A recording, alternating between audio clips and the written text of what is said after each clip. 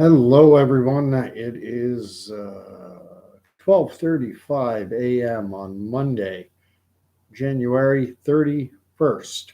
So very early in the morning, Eastern Standard Time. I am Gordon Causey, aka Gordy Canuck, coming to you live from Little Brighton, Ontario, Northumberland, Northumberland County, Ontario, about an hour east of Oshawa. Coming to you live from my dining room, living room, with super low production values and a skinny internet connection. So I apologize for the poor quality. This isn't mainstream media, obviously. Uh, Wanting to talk again about what is going on in Ottawa. I want to do something, though, and part of the reason why I'm doing this, I find the media in this country to be irresponsible, unethical, and just out and out uh, part of the problem in our society today.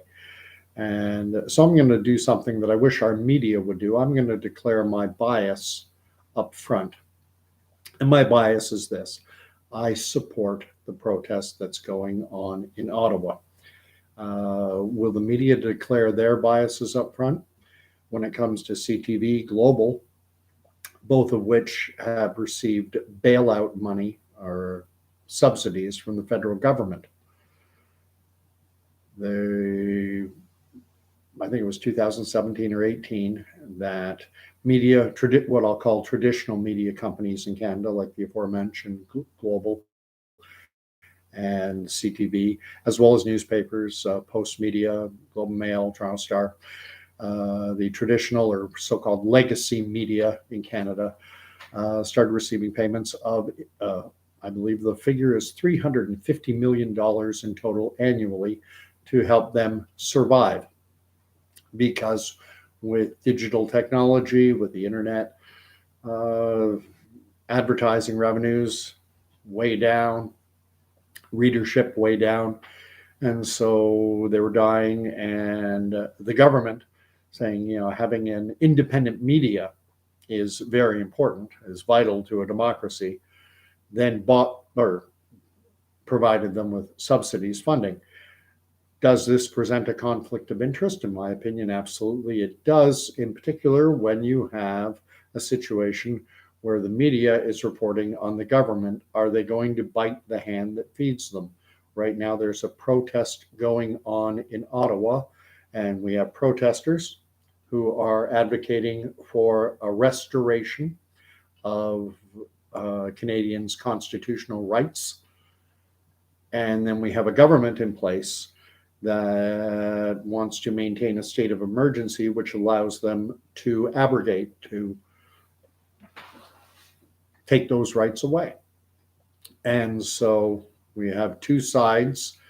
And can we trust uh, media outlets that are beholden to government? Imagine, if you will, that a pharmaceutical company has been accused of bribing doctors. And imagine it's being reported on by a reporter whose spouse is a senior director or the CEO for that very same pharmaceutical company. Now, ethically, a news organization would not have someone report on it with that conflict of interest. So is media going to bite the hand that feeds it? Is media going to present things fairly?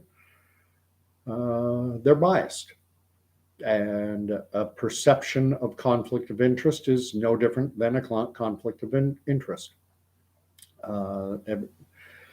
There are some independent media outlets in this country. There's True North, there's Rebel News, there's the Western Standard, but they're few and far between.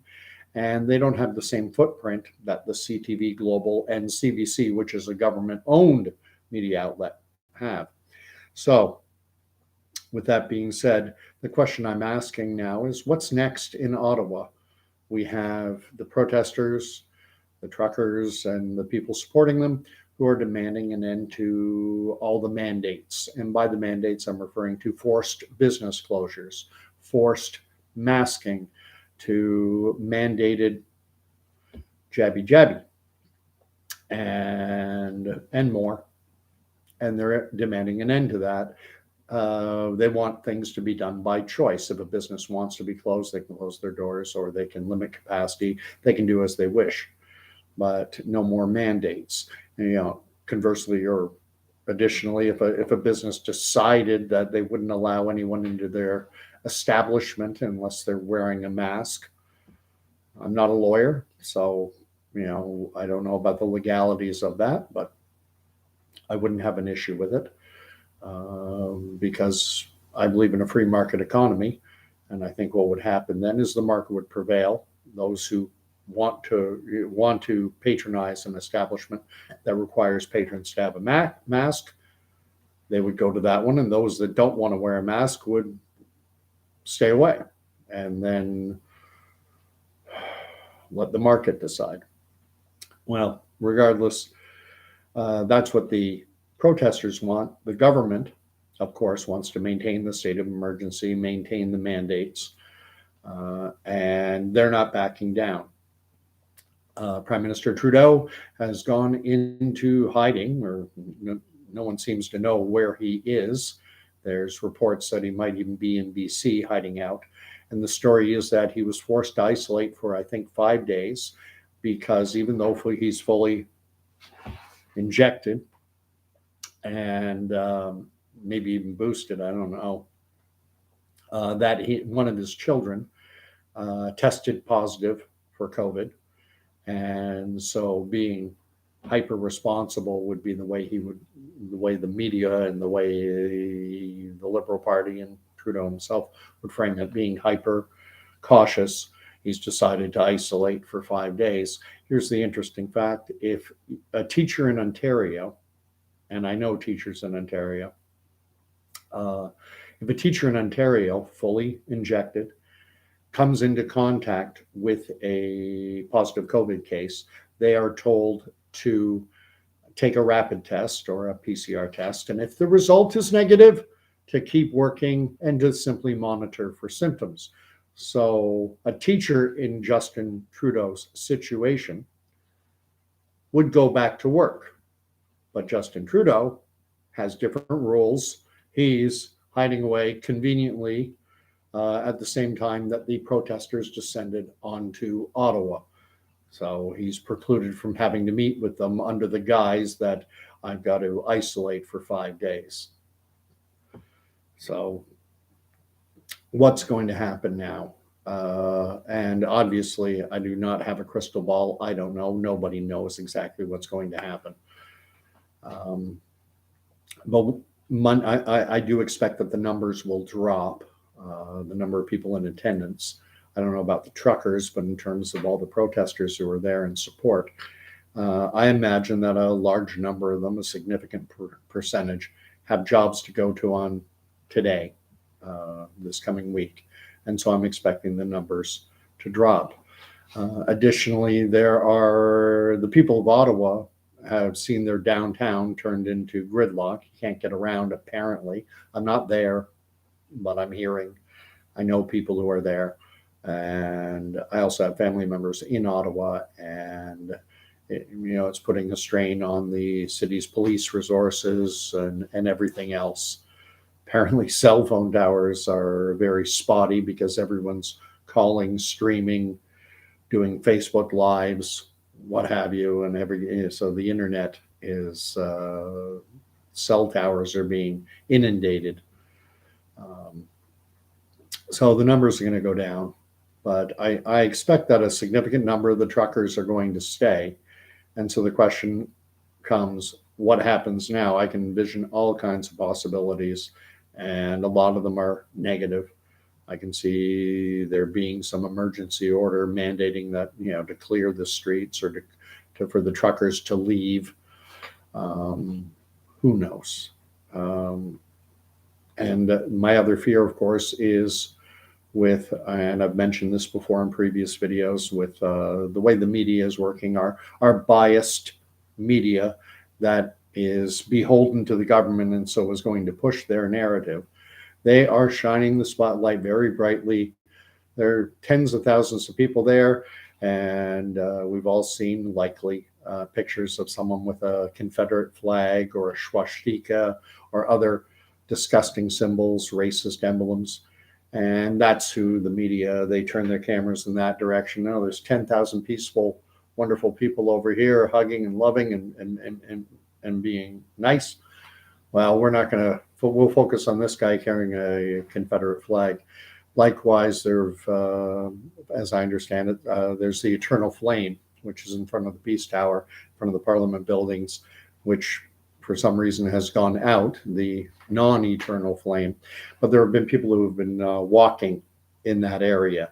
And from what I understand, those individuals are being admonished and being told by other people, get on there and call it a teaching moment. Sometimes people don't understand the significance of things. Likewise, there's been people apparently climbing on a monument to the unknown soldier. Again, disrespectful. Please don't.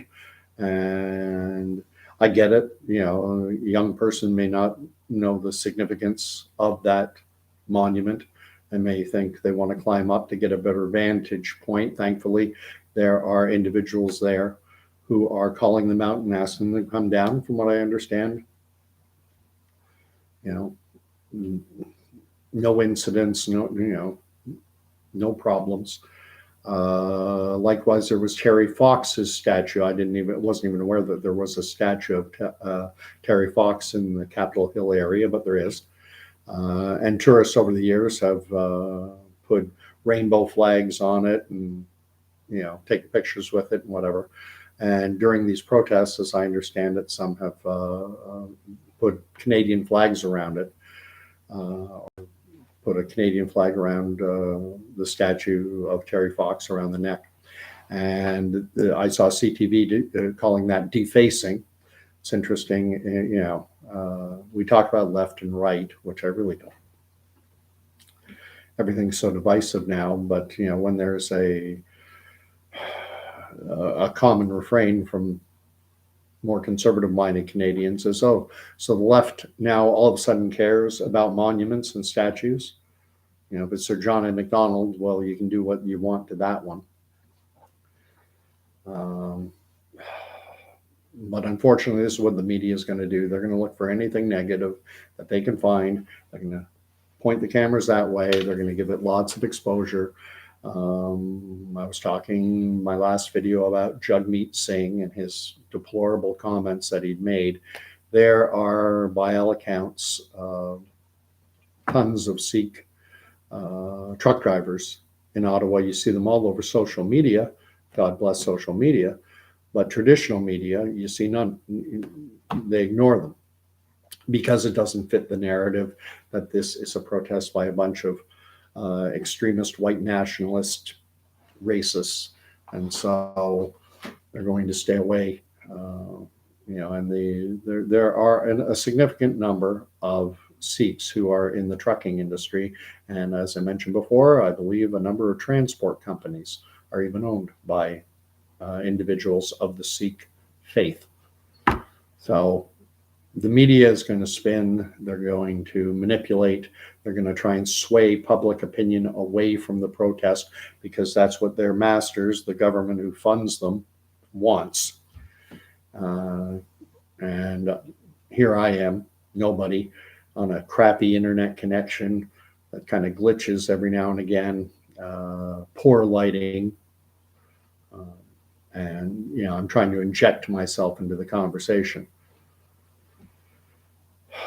And then we've got the whole Joe Rogan nonsense going on where everyone knows Neil Young and Joni Mitchell. Neil Young started it off by saying, you can have my music or Joe Rogan, but if you keep him on your platform, I'm pulling my music.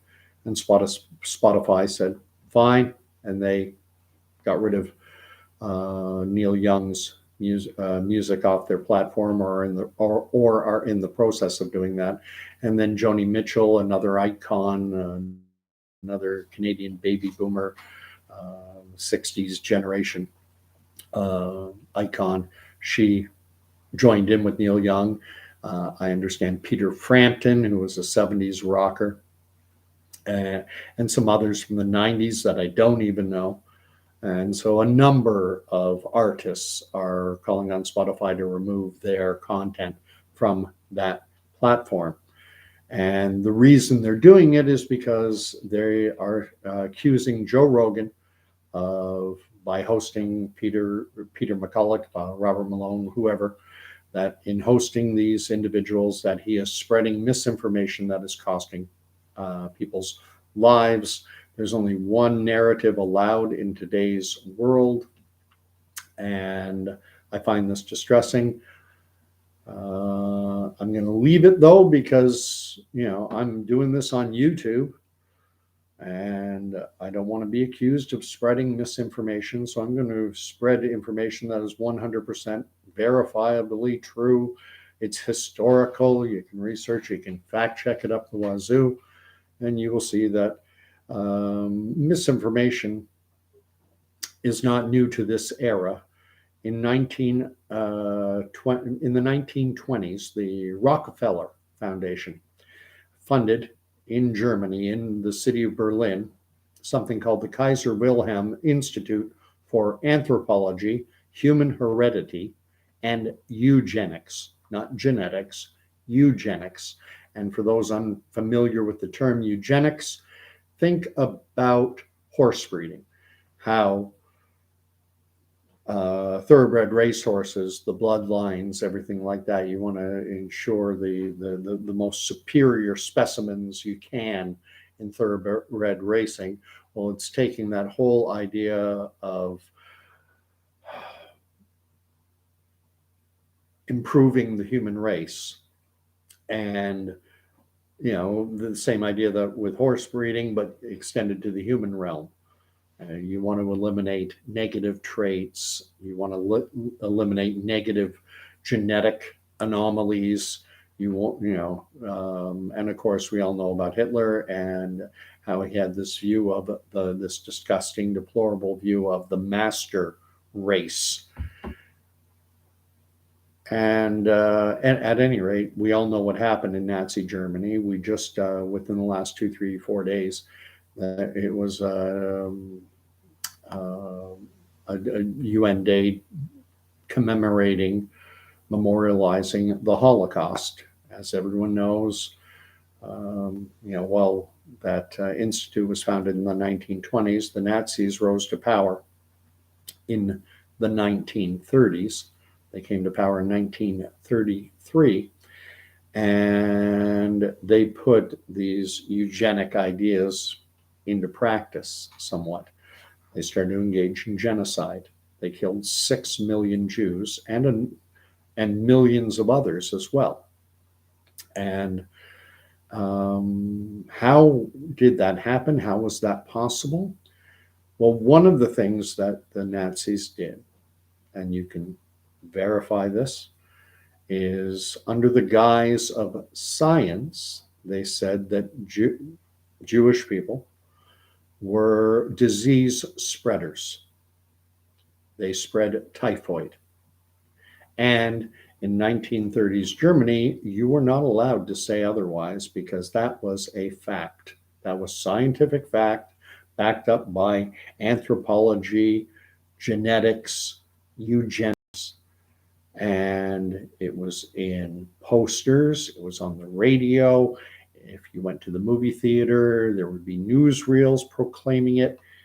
That was the truth that the Nazi government drilled into the subconscious and conscious minds of the German people. And if you said otherwise, you would be guilty of spreading misinformation.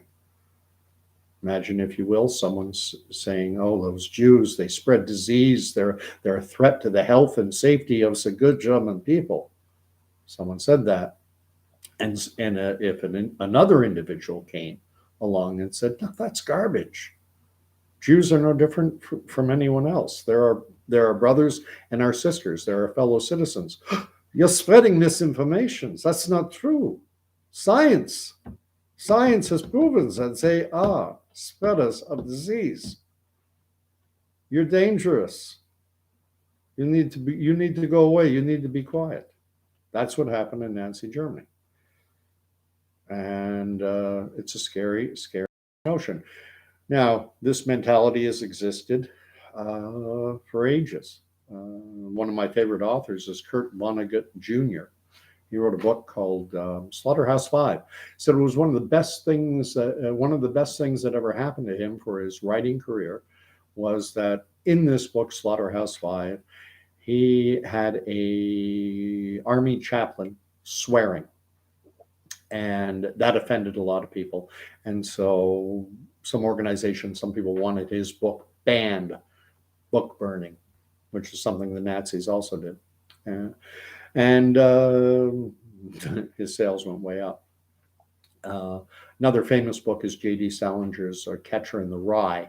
And there have been elements within, I think it's mostly in the United States, but I'm sure it exists here in Canada as well, who wanted that book removed from libraries, from school reading lists. There are people who say that it's a threat to the health of young people because it leads to increased rates of suicide.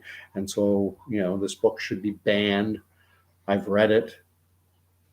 I didn't think much of it, to be entirely honest.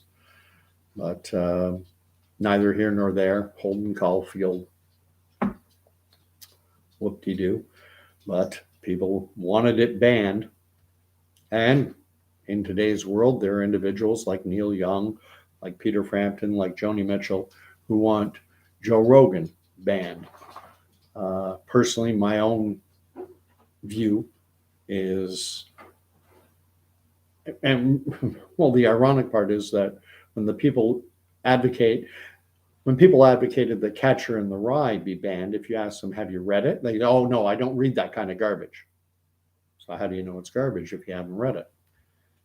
I don't listen to Joe Rogan because he's spreading misinformation. Oh, what has he said that's wrong? Well, I don't listen to him because he's spread. So I'm sure you see the insanity of this situation. I don't want these videos to be too long.